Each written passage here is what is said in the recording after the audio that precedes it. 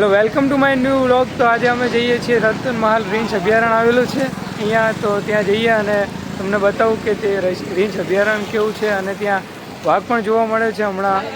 તો એ જોઈએ. અને આજે અમે રતન મહાલની સફર ઉપર છીએ. આજના આપણા યજમાન શ્રી કનુભાઈ રાવળ જે આજે આપણને દાલ પાનિયાનું ભોજન કરાવવાના છે.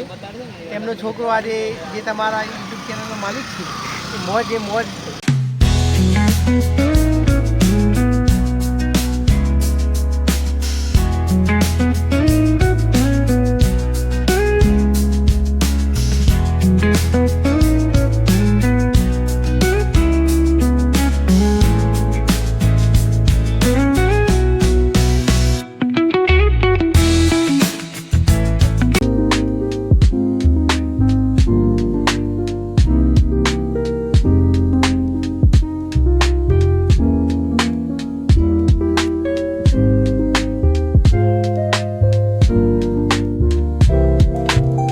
મસ્ત નર્સરી આવેલી છે, એનું નામ છે ચારી નર્સરી. તો ત્યાં અમે આવી ગયા છીએ.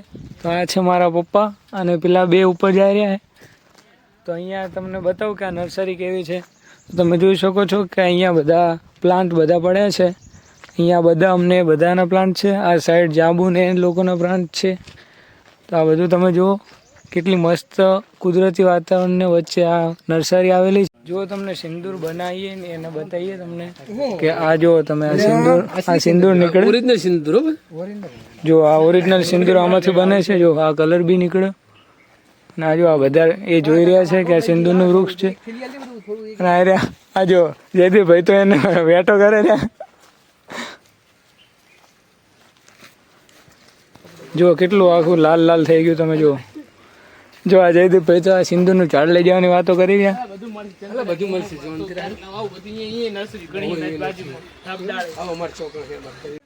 આ તમે જોઈ શકો કે જે સિંદૂરનું ઝાડ છે એમાંથી જે આપણા હનુમાન દાદા ઉપર જે સિંદૂર ચડે છે એ બને છે. તમે જોયું.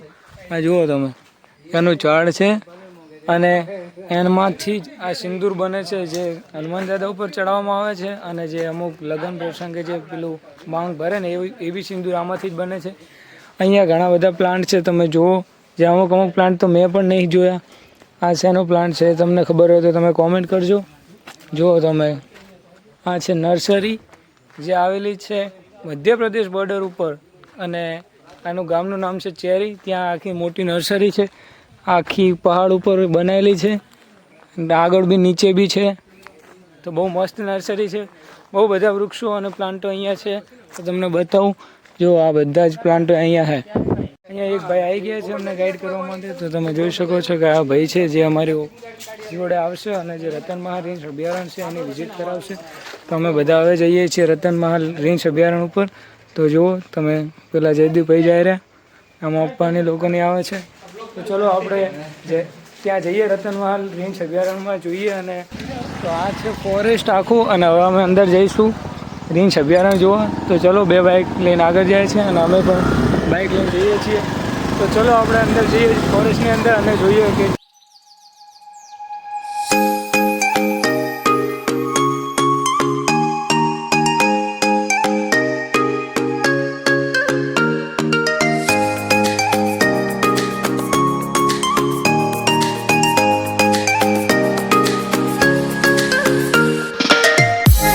ફોરેસ્ટ ચાલુ થઈ ગયું છે. અને અહીંયા અભયારણ્ય બી અત્યારથી ચાલુ થઈ ગયું છે. અમે અંદર એન્ટ્રી લઈ લીધી છે.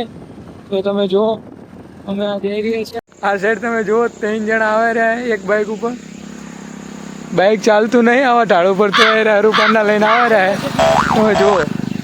તો અમે વિંધ્યાચલ પર્વતમાળાના જે રતન મહાલ અભયારણ્ય છે અને ટોચ ઉપર આવી ગયા છે અને ટેકરી ઉપર શું લઈને આવ્યા તમને બતાવું કે તમે જુઓ અમે આ બાઇક લઈને આટલે ઉપર આવ્યા છીએ 10 કિલોમીટર ઉપર આવ્યા છે અને અહીંયા તમને બતાવું કે આ છે સેલ્ફી પોઈન્ટ અને અહીંયા તમે સામે જુઓ કે આ કેટલો વ્યૂ મસ્ત છે. આ સામેની બાજુ બધું એમપી ચાલુ થયું છે, આ મધ્યપ્રદેશ છે એ બાજુ અને આ સાઈડ છે ગુજરાત.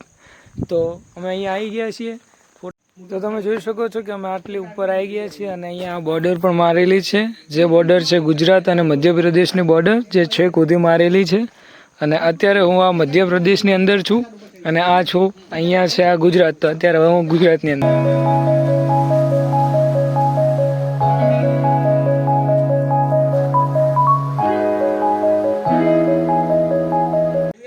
આ સાઈડ તમને બતાવું કે આ જુઓ જે સામે તમને ગામડાઓ દેખાઈ રહ્યા છે એ બધા છે મધ્યપ્રદેશના ગામડા છે. અને જો સામેની પણ જે પેલું સેલ્ફી પોઈન્ટ છે એ મધ્યપ્રદેશમાં આવ્યો છે અને આ છે આપણો ગુજરાતનો સેલ્ફી પોઈન્ટ. તો અહીંયાથી બધા સેલ્ફી માટે આવી ગયા. આ વાદળાઓની વચ્ચે અમે આવી ગયા છીએ. તમે જુઓ અહીંયા બધા વાદળાઓ છે અને ધુમ્મસ બધું દેખાય છે, કંઈ સારું દેખાતું બી નહીં. અને તમે જુઓ કે આ કેટલું મસ્ત વાતાવરણ છે મારી પાછળ અને કેટલું કુદરતી વાતાવરણમાં જે શાંતિ છે એવી.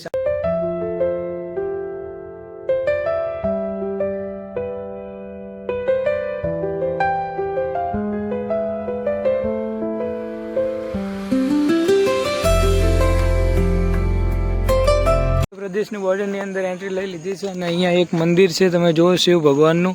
આ છે મધ્યપ્રદેશ અને આ મધ્યપ્રદેશવાસીઓ જ બનાવેલું છે આ મંદિર અને આ મધ્યપ્રદેશનું જ છે. અને એમની બોર્ડર અંદર અમે આવી ગયા છે ફોટા પાડવા માટે. તો અહીંયા છે મસ્ત વ્યૂ અહીંયાથી આવે છે તો તમે જુઓ. અને અહીંયા આપણા બધા માણસો પણ આપણી ટીમ પણ અહીંયા બેઠી છે. તો ચલો ત્યાં જઈએ અને ફોટા શૂટ કરીએ.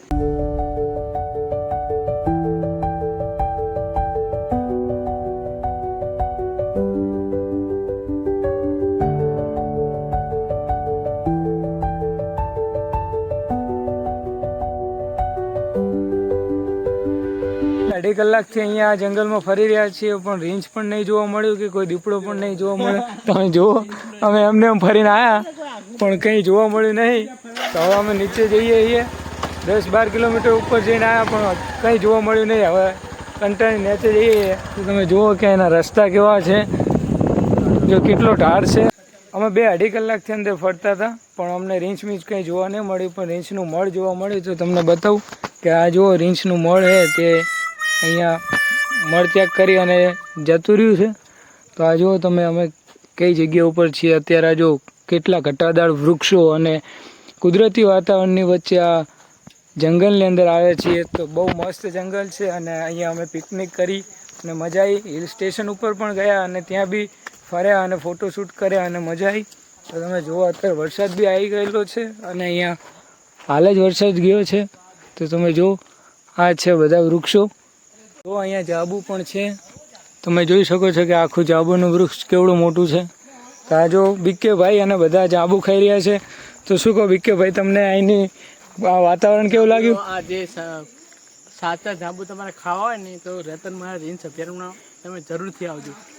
આ જાંબુનો સ્વાદ જ અલગ. તમે જોઈ શકો છો કે જે પ્રાકૃતિક જાંબુ જેમાં કોઈ દવા વગરનું જાંબુ છે, જોઈ શકાય છે એકદમ ખાટા જાંબુ છે અને 100%થી આ અલગ જગ્યા છે. ત્યાં આવી શકો છો. અહીંયા રાત્રે અથવા સવારે અહીંયા રીંછો જાંબુ ખાવા આવે છે. તમે આવજો, જરૂરથી મુલાકાત લેજો. તો તમને અહીંયાની ટૂર કેવી લાગી આપને આજની પિકનિક? આજે બહુ જ મજા આવી છે. 9 કિલોમીટરથી પહાડો પર્વતોમાં અમે સવારથી ફરી રહ્યા છીએ. એકદમ જંગલ છે. અહીંયા દીપડો અથવા રીંછ અથવા કોઈ પણ જાનવર અમારા પર અટેક કરી શકે પણ તેમ છતાં પ્રકૃતિને માણવા માટે અમે આજે બધા મિત્રો બહુ સરસ રીતે આમ ખુશમિજાજથી ફરી રહ્યા છે, કોઈ પણ ડર વગર. તમે જોઈ શકો છો કે અહીંયા તમને બતાવું કે ટ્રેકિંગ કેમેરા પણ લગાવેલા છે. જે આપણે વાઘ જોવા મળ્યો તો હમણાં રતન મહાલમાં જે ગુજરાતનો પહેલો જ હતો તો એ આના દ્વારા મળ્યો છે. તો અહીંયા તમે જોઈ શકો છો કે અહીંયા ટ્રેકિંગ સિસ્ટમ પણ મૂકેલી છે, કેમેરો છે અને જીપીએસ પણ લગાવેલું છે. તો આ કઈ જગ્યાએ જોવા મળ્યો એ બધું અહીંયાથી ટ્રેક થાય છે.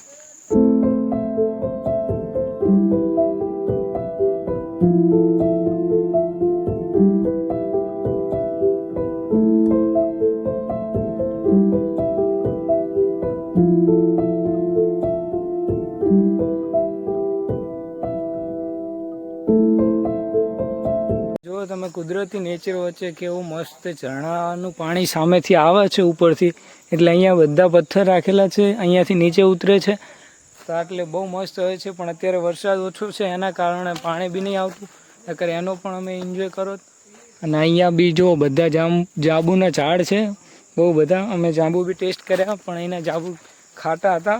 તમે જોઈ શકો છો કે અમે અહીંયા ટ્રેકિંગ કરી રહ્યા છીએ અને જયદીપભાઈએ જો આગળ જાય છે. કેવો જયદીપભાઈ, આજના કોક 2 શબ્દો તમે વર્ણવો કે આજની ટ્રીપ તમારી કેવી રહી? આ યુટ્યુબ ચેનલના માલિક શ્રી એવા શું નામ છે તમારું?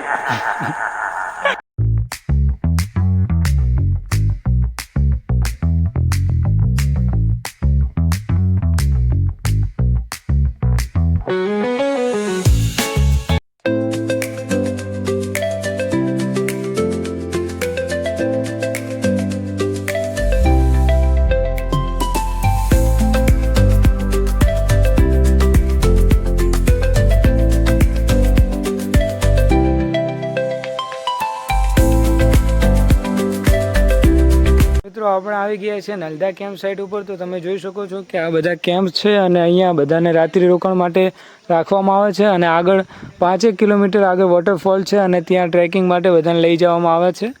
તો આની કંઈક ફી છે, તો આપણે આમ બાબુલાલને પૂછીએ કે એની ફી કઈ રીતની છે. તો શું આની ફી કેટલી છે અને કઈ રીતનું અહીંયા રોકાણ રાખે છે? અને અહીંયાના એક એડવાઇઝરની હાલ વાત કરી પ્રમાણે લગભગ 2 માણસોની 2250 રૂપિયા ફી છે અને 1 નાઇટ સ્ટેન્ડ અહીંયા હોય છે અને પ્લસમાં ખાવાનું તમને મળી રહે છે 2 જણનું. બીજું કે અહીંયાથી પછી રાત્રિ રોકાણ કરીને આગળ ત્યાં એક વોટરફોલ છે, ત્યાં તમારે ચાલીને 5 કિલોમીટર સુધી ટ્રેકિંગ પણ કરવાનું છે. એટલે સરસ મજાનું એક કુદરતી સાનિધ્યમાં રહેવાનું મળી જશે તમને. અત્યારે તમે જોઈ શકો કેટલો સરસ મજાનો નજારો છે. જો વરસાદ ચાલુ થઈ જાય તો સોનામાં સુગંધ પડે એવું વાતાવરણ તમને ત્યાં જોવા મળે છે. કેટલું એકદમ આહલાદક ને એમ. આ જગ્યા છે સરકાર દ્વારા બનાવવામાં આવેલી છે જ્યાં રાતે રોકાણ કરાવે છે ટુરિસ્ટોને, અને અહીંયા પણ રહેવાની સગવડ બધી પૂરી પાડે છે. તમે જોઈ શકો છો સામે પાર્લર ને બધું છે, પણ આજ રવિવાર હોવાથી આ બધું બંધ પડ્યું છે. અને આ બધા ટેન્ટ છે, તો તમે જુઓ આ ટેન્ટની અંદર રોકાવાનું હોય છે અને અહીંયા નોટિસ પણ મારેલી છે, તમે જોઈ શકો છો. જે ટુરિસ્ટો અહીંયા રોકાય છે અને પછી 2-3 દિવસ માટે, કોઈ 5 દિવસ માટે એ રીતે રોકાતા હોય અને અહીંયાથી બધા ઉપર જોવા જતા હોય છે.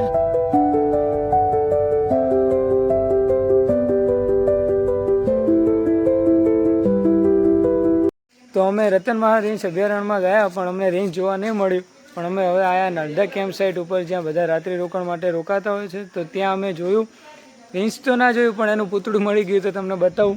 તો આ જો અહીંયા રેન્જનું પૂતળું રાખેલું છે અને એના બેબી સાથે છે, તો કેટલું મસ્ત લાગે તમે જુઓ ખાલી. અને આપણા મિત્રો પણ પાછળ બેઠા છે, તમે જોઈ શકો છો કે અહીંયા એ બધા બેઠા છે અને આરામ કરે છે.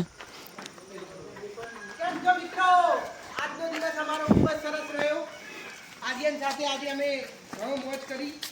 રતનમહાલના ડુંગરાઓમાં વાઘને પણ પકડીને છોડી દીધો છે.